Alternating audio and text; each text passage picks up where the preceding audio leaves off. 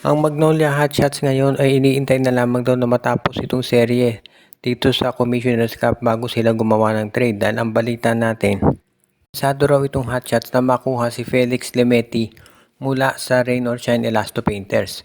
Alam nating merong injury itong si Lemeti pero hindi yan hindi natitinag ang Magnolia na gusto nilang makuha ang nasabing player dahil sa tingin nila ito'y makakakontribute dito sa kanilang roster. Kung sa bagay, alam natin na ito si Felix Lemeti talaga ay isa doon sa mga players na nakakapagbago ng isang koponan dahil sa mahusay nitong pinapakita at sa tingin ko magiging isa siya doon sa makakatulong talaga dito sa Magnolia Hotshots. Pwedeng ibigay na kapalit ang Magnolia dyan itong si Peter Alfaro o di kaya naman isasama na nila itong si Rafi Verano.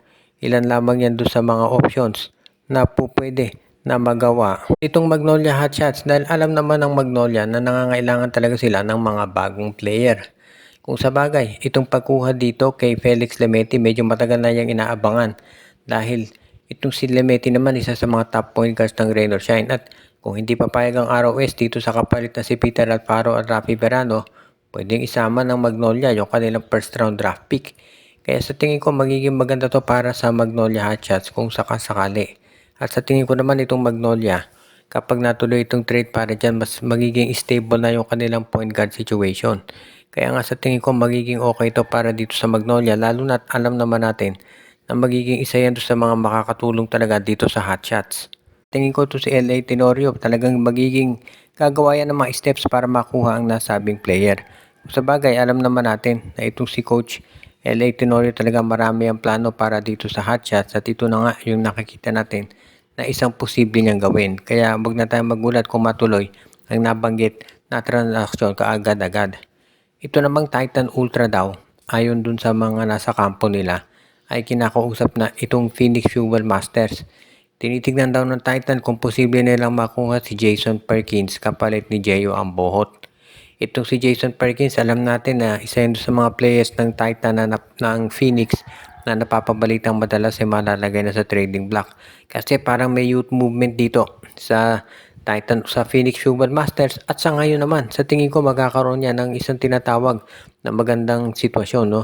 Yun nga lang, ito si Perkins kasi, totoo, nasa trading block na yan. Pero ang preference ni Perkins ay mapunta siya sa isang championship contender. Kasi nga, medyo matanda na to si Perkins at gusto niya maglaro para sa isang championship team. Yun nga lang, kung mapupunta siya dyan sa Titan Ultra, malabo siyang magkampiyon dahil itong Titan Ultra ay bagong PBA team at nag-build up pa lamang ng kanilang koponan. Kaya sa tingin ko yan ang magiging problema dito kay Jason Perkins. Baka hindi niya magustuhang matrade sa Titan Ultra. Ang pwedeng mangyari dyan, ititrade ng Phoenix si Perkins sa Titan kapalit ni Jeyo Ambohot. At ito naman si Perkins, ititrade ng Titan Ultra sa isang team na nagko-compete sa championship. Baka SMC or MVP group, baka Rain or Shine, tignan natin. Isa yan doon sa mga posibleng maging moves nitong si Coach Renzi Bahar. Kung hindi nga magiging masaya itong si Jason Perkins dito sa Titan Ultra. Pero sa ngayon, yung daw ang initial offering, Titan Ultra, Jason Perkins at Jeyo Ambohot. Ito si Ambohot medyo matagal na sa PBA at hindi pa rin napapakita yung galing niya. Pero ngayon daw dito sa Phoenix Fuel Masters baka sa wakas ay mabigyan na to ng minuto ni Coach Charles Yu at makita natin kung ano ba talaga ang magagawa ng nasabing player. Kasi nga mukhang ito na ba talaga yung magiging chance ni Ambohot para maglaro at yung hindi masayang naman sabi nga nila yung height nito na 6'8 at yung kanyang 3-point shooting.